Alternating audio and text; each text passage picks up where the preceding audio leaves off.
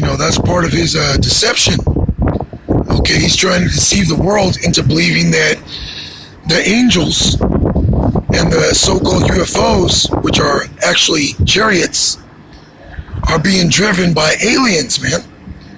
Okay, Martians, green men, which is a farce, which is, false. It's fake. It's not the truth. It's far from the truth. All right, the truth is that those so-called UFOs are chariots of Israel, the chariots of God, Yahweh Bashim Yahushai. Okay, and the angels, all right, drive those vehicles, maneuver those vehicles, and they're angelic beings, but they're men. All right, they're not Martians. They're not green people.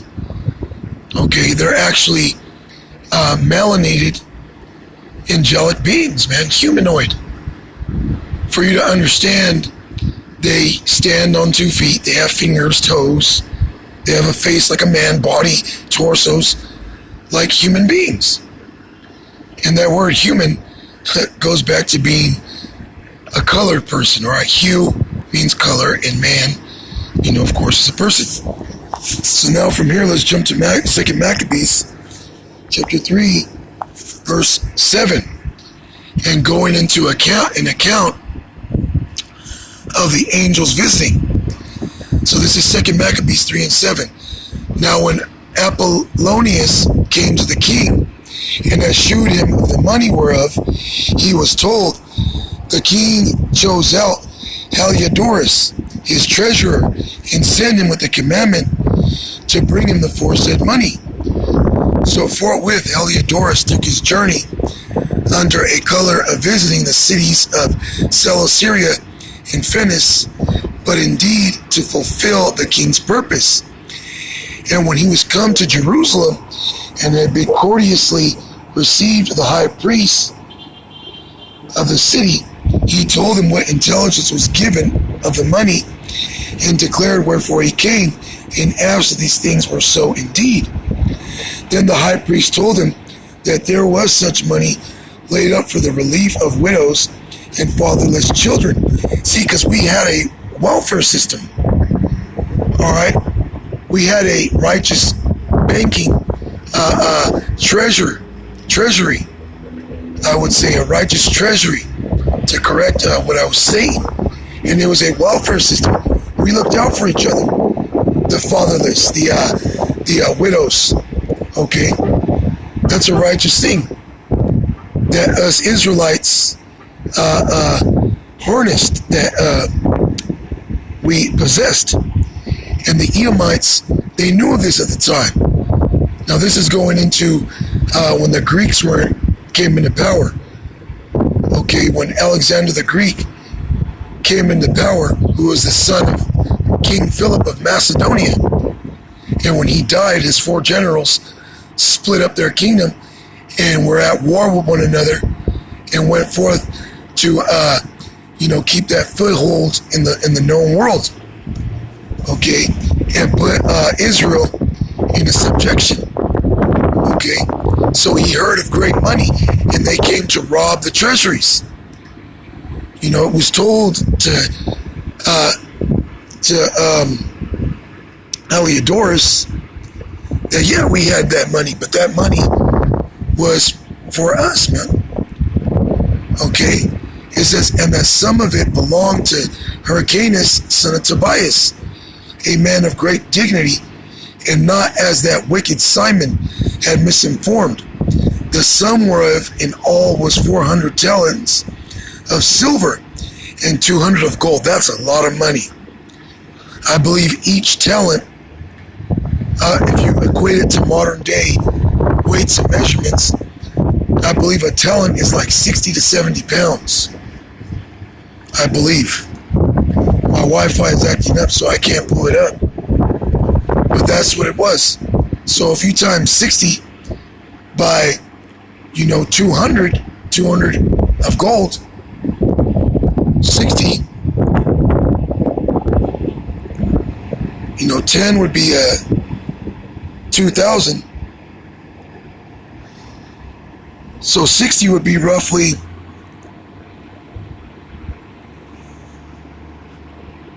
I want to say,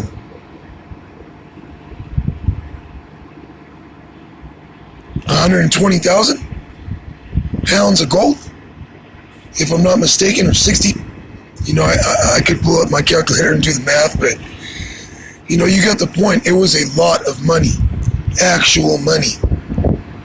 Okay, and they heard of it and came to steal it, man.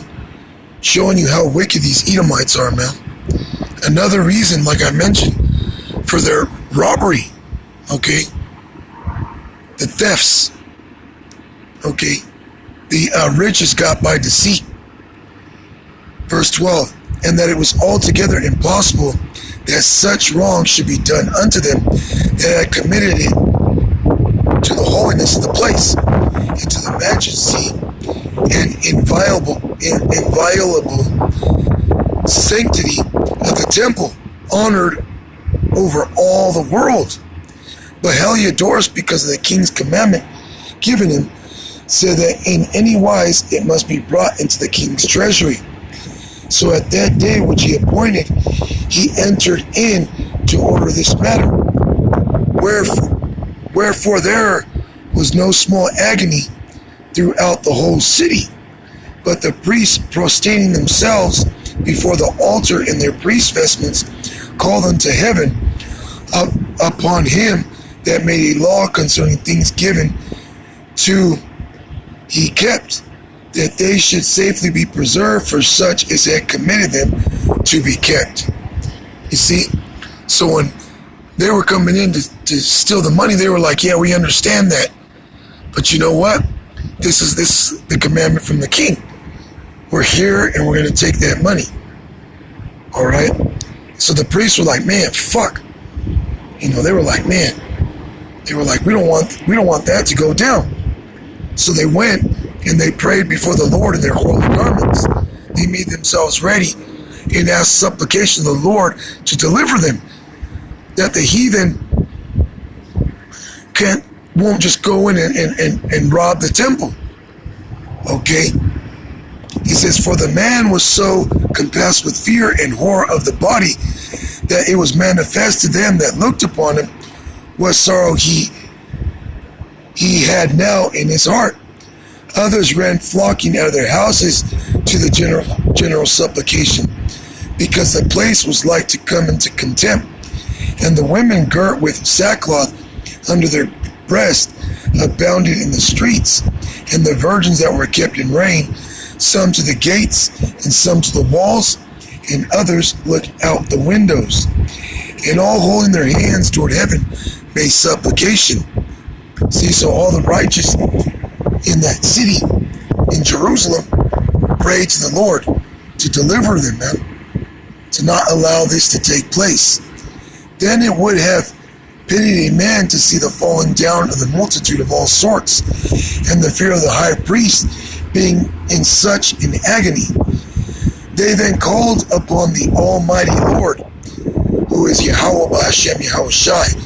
Yahweh is the true name of the Heavenly Father, whom the world ignorantly calls God, which that name Yahweh means he exists, or the existing one. And Yahushai is his only begotten Son, whom the world ignorantly calls Jesus Christ, which means he delivers, or he saves. All right?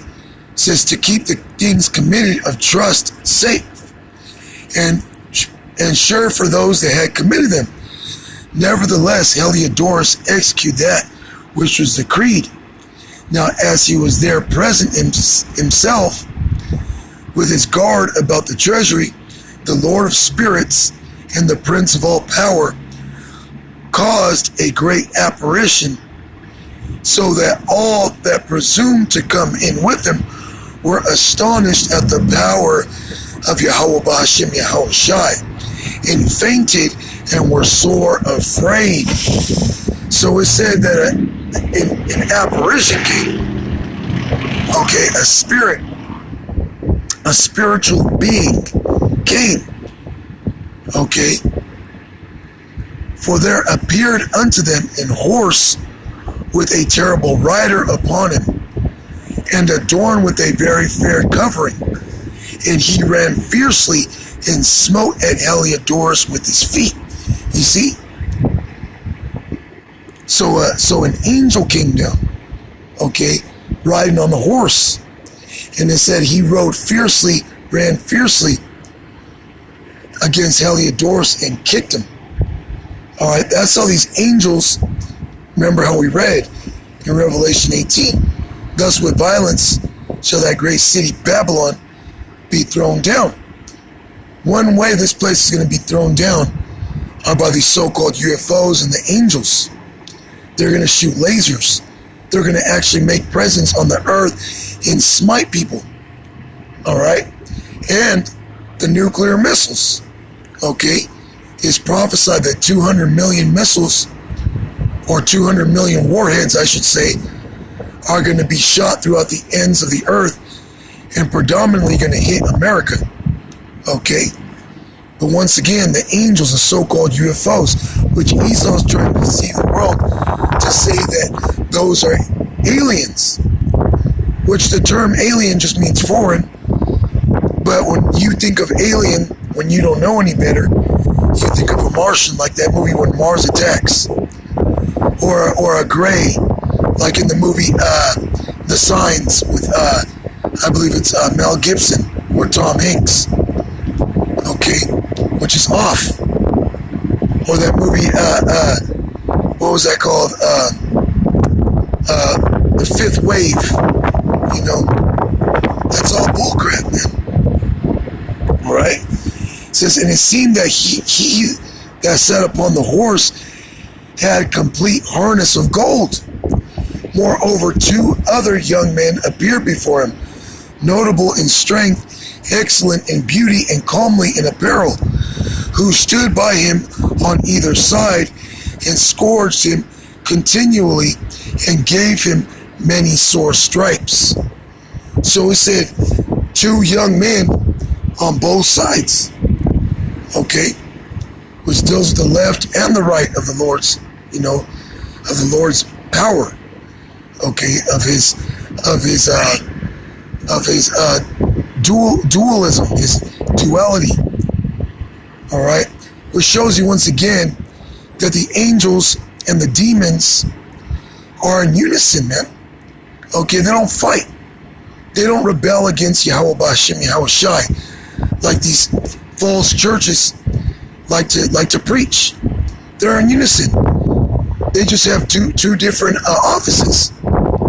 Okay, one fulfills the evil and wicked tasks of the Lord, and the other fulfills the righteous and mercies of the Lord. Okay, the deliverances of the Lord. All right, which in this case, both were used to deliver. Okay, it says,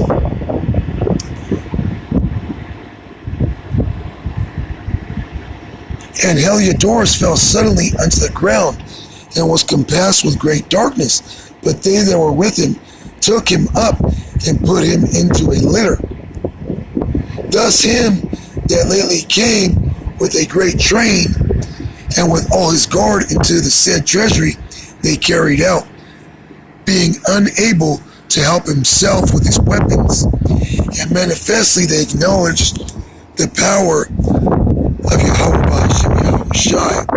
You see? And that's another, man, that's how Esau's going to be taken down. That's how his system is going to be destroyed. His countries. All right, he himself is going to go into captivity. The majority of his people are going to die. Okay? That's how. Okay, through these so-called UFOs. By these so-called aliens. All right, and Esau once again is trying to deceive the world with Project Bluebeam. Okay, make mirages and you know,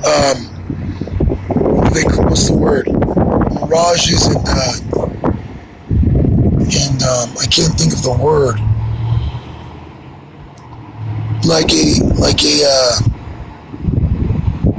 Like a projection. You know, he's trying to project things for people to believe in his deceptions, man. Because he got different vehicles and different technology, some far out technology. Just look at China. All right, China just unleashed a fake sun, and man, it was high level. So imagine Esau's technology, man, because the scripture says he has become wiser than Daniel. And the scriptures mention he uses witchcraft, sorceries, man. Okay? But don't be deceived, all right? It says if it were possible that he would deceive the very elect, but it's not possible. So from here, we're going to go to Isaiah 31, and we're going to close it. All right? It's Isaiah chapter 31. I'm going to start at 3. Now the Egyptians are men and not powers, and their horse is flesh and not spirit. Okay? Because these chariots, these so-called UFOs, they're living beings in themselves. Alright? There's a spirit. Okay? The spirit of also the angels govern and maneuver, those chariots. When you read in the book of Ezekiel, it said wherever the living spirit went, the wheels went with it. Okay, those wheels are those chariots, the so-called UFOs. So the Egyptians, the modern day Egyptian is Esau. Alright, this place is spiritually Sodom and Egypt. Okay, look at the back of your dollar bill. Alright, the back of the dollar bill has a pyramid. Okay, which represents captivity. Egypt is a Greek word, Egyptos, which means bondage. Egypt was actually called Mizraim, which in the Hebrew is Matazarium, which means house of bondage. Okay? The Egyptians, they're men. They're not powers. They're not angelic forces. They're flesh. Their chariots are flesh. Their horses, as it says, meaning they're physical. They're temporal. Alright? They can deteriorate. Okay? They're not spiritual, meaning they're not immortal. Okay? It says, when the Lord, Yahweh B'Shem Yahushai, shall stretch out his hand, both he that helpeth shall fall, and he that is hoping shall fall down, and they all shall fail together. Meaning everybody that's on his side are gonna fall with him. Okay, he himself is gonna fall. His allies, everybody that comes to his aid, because even in the end,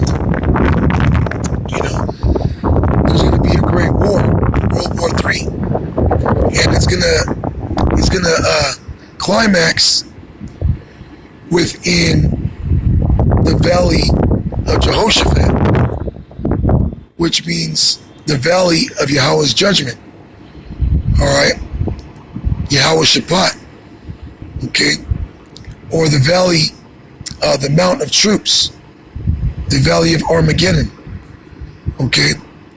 Armageddon, which means Mountain of Troops. So all these nations are going to gather there to fight off World War III in the Middle East, the Levant. And that's where the Lord is going to manifest himself in a gigantic chariot, a gigantic so-called UFO. Alright? And everybody there is going to get destroyed, all these militaries, man. This is verse 4. For thus hath Yahweh B'Shem Yahushai spoken unto me, like as the lion and the young lion roaring on his prey, when a multitude of shepherds is called forth against him. He will not be afraid of their voice. You can read about that in 2 Ezra chapter 13. Alright, they're all going to come against the Lord. They're going to be fighting out there each other. And when the Lord appears, they're all going to stop fighting each other and fight against the Lord. Okay? Or attempt to fight against the Lord. Alright, but they're going to fail miserably. It says, nor abase himself for the noise of them.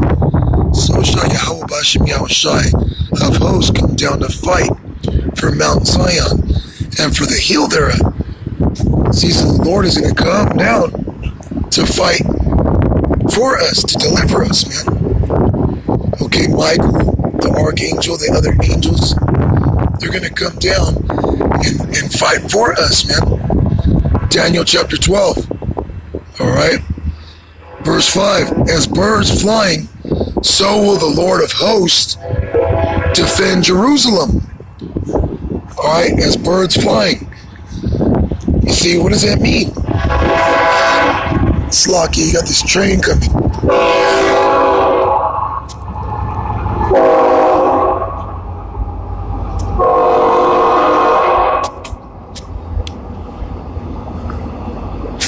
Because you see, birds fly. All right, birds fly in the sky. So as a bird, the Lord's going to be flying, and the angels over us to receive us up. You got people that believe in a rapture. There ain't going to be no rapture where people just instantaneously disappear and end up in the kingdom. No, when you anything close to a so-called rapture is that. All right, the angels and the Lord appearing in so-called UFOs to receive us up from the said calamity, which is nuclear destruction. Okay? As birds flying, so will Yahweh Ba'ashem Yahweh Shai of hosts. The word host means armies. Defend Jerusalem. Defending also, he will deliver it, and passing over, he will preserve it. You know, the Lord's going to pass over once again and destroy. This is Egypt, spiritually all over again.